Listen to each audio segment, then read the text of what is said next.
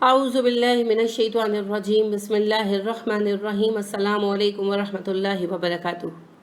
آج جو دوڑ ہے اس زمانے میں لگی ہوئی ہے، کپڑوں کی، برانڈز کی، کسی چیز کی کوئی لمٹ نہیں ہے نا، کوئی حد نہیں ہے، کوئی انتہا نہیں ہے۔ کپڑے ہیں تو انہی کی آپ 5,000 والے کپڑے تک اپنی حیثیت بڑھاتے ہیں معاشی، تو آپ کو پتہ چلتا ہے کہ 8,000 اور 12,000 والا بھی لانچ ہو چکا ہے۔ آپ آئی فون تک پہنچتے ہیں تو پتہ چلتا ہے آئی فون 2 بھی آ گیا اور 3 بھی آ گیا اور پتہ نہیں کہاں تک آ گیا۔ So there is no limit for accessories, so there is no limit for expenses. تو اسی طرح پھر ہر کوئی چاہتا ہے میں مال کماؤں، by hook by crook, I should earn money, تاکہ میں زیادہ سے زیادہ چیزیں لے سکوں۔ کاروں کی بھی پہلے ایک زمانہ تھا کہ گاڑی ہونا بڑی بات تھی، ہے نا، چھوٹی کوئی بھی گاڑی ہو، مہران وغیرہ سے بھی چلتی تھی۔ اب آپ پورشے تک پہنچ گئے ہیں، اس سے بھی آگے مجھے تو پتہ بھی نہیں اسپورٹس کار میں کتنی نسلیں قسمیں آ گئی ہیں۔ تو ہر چیز کی لمٹ لیس ورائٹی آپ کے سامنے، اور مسئلہ یہ آیا آج کی تہذیب کا کہ ہمیں یہ نہیں پتا ہم کیا چاہتے ہیں۔ بدقسمتی سے ایڈورٹیزمنٹس ہمیں بتاتی ہیں کہ آپ کو کیا چاہیے اور کس کے بغیر آپ کی زندگی ادھوری رہ جائے گی۔ اور ظاہر ایڈورٹیزمنٹ تو اسی لیے ہوتی ہے کہ ہر چیز بیچی جائے، لہٰذا بیکار سے بیکار ترین چیز جسے گھر میں لا کر کونے میں ڈال دیتے ہیں، دوبارہ کبھی کھول کر نہیں دیکھتے، مگر وہ ہمارے پاس ہونی چاہیے۔ طرح طرح کے فون لیے جاتے ہیں، ان کے نئے سے نئے ورژن لیے جاتے ہیں اور ان کو استعمال قطعی نہیں کیا جاتا، سوائے اس کے لیے گیمیں کھیل لیتے ہیں۔ کوئی ان کی یعنی ہماری زندگی کے اندر یوزفلنس نہیں ہے، لیکن دے آر اسٹیٹس سمبلس۔ تو اس کا نتیجہ کیا ہے؟ مایوسی۔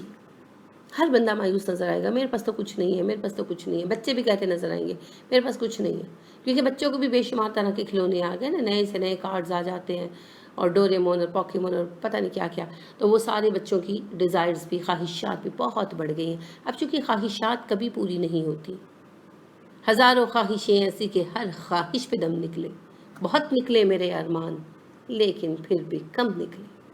تو خواہشات کی کوئی حد نہیں ہے، اسی لیے انسان مایوس ہونے لگتا ہے، اور مایوسی ہمارے زمانے کا ایک اہم مسئلہ بن گیا ہے۔ آپ کو سمجھ نہیں آئی ہوگی، آپ کہیں گی کیسے؟ بھائی ڈپریشن، ہر بندہ ڈپریس ہے، ہر دوسرا بندہ دوائیاں کھا رہا ہے، ہر دوسرا بندہ سائیکیٹرسٹ کے پاس جا رہا ہے۔ پتہ ہے نا، آپ سمجھ آئی؟ ڈپریشن کس کو نہیں ہے؟ سبھی کو ہے، کسی کو کم کسی کو زیادہ۔ وجہ کیا ہے؟ ہزاروں خواہشیں ایسی، یہ سبب ہے۔ تو بہرحال مایوسی کی انتہا کیا ہوتی ہے؟ خودکشی۔ لہٰذا آپ اخباروں میں خبریں دیکھتے ہوں گے کہ جی میٹرک میں رزلٹ صحیح نہیں آیا تو خودکشی کر لی، اور ماں نے ڈانٹ دیا تو خودکشی کر لی، باپ نے تھپڑ مار دیا تو خودکشی کر لی، اور سہیلی سے لڑائی ہو گئی تو خودکشی کر لی، نوکری چھوٹ گئی تو خودکشی کر لی، نوکری نہیں ملی تو خودکشی کر لی۔ خودکشی تو یعنی کہ کھیل ہو گیا ہے۔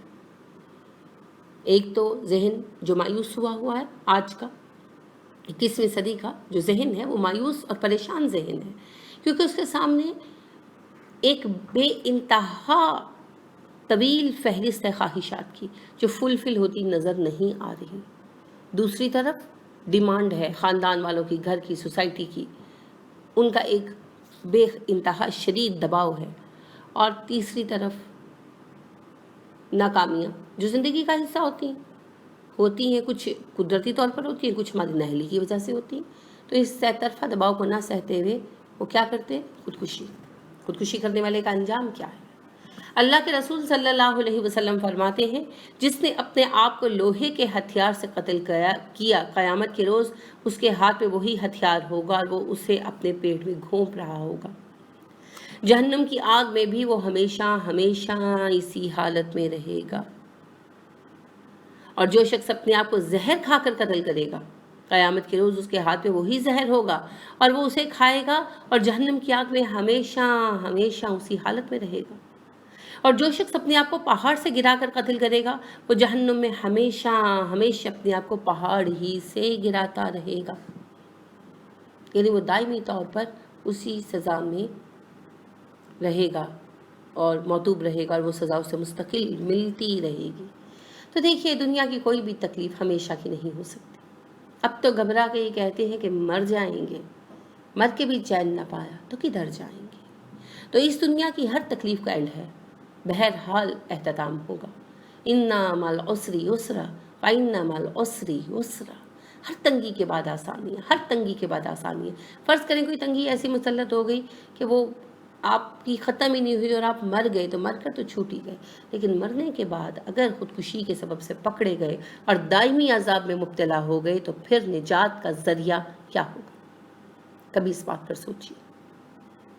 اور ویسے بھی مایوسی مسلمان کو لازم نہیں ہے، مسلمان کو جائز ہی نہیں، اس کو یہ بھی نہیں دیتا کہ وہ اللہ کی رحمت سے مایوس ہو۔ اللہ رب کریم ارشاد فرماتے ہیں سورہ یوسف میں، اللہ کی رحمت سے مایوس مت ہو، کیونکہ اللہ کی رحمت سے تو صرف کافر ہی مایوس ہوا کرتے ہیں۔ نا امید نہ ہو، نا امیدی زوال علم و عرفاں ہے، مایوس نہ ہو، نا امیدی زوال علم و عرفاں ہے، امید مرد مومن ہے خدا کے راستانوں میں۔ تو مایوسی ایک ذہنی کیفیت کا نام ہے جو آپ کے ماحول میں آپ پر مسلط کرتی ہے۔ اس سے بچنے کے لیے سب سے پہلے اللہ پر توکل کریں، اگر تم ایمان والے ہو تو اللہ پر بھروسہ کرو۔ دوسری بات، اپنی زندگی میں خواہشات کم کریں۔ تیسری بات، اللہ کی دی ہوئی نعمتوں کو گنا کریں، دیکھا کریں اللہ نے آپ کو کیا دیا اور کتنوں سے اچھا رکھا، آپ کا دل شکر گزاری سے جھک جائے گا۔ چوتھا، شکر گزاری کا رویہ اختیار کیجیے۔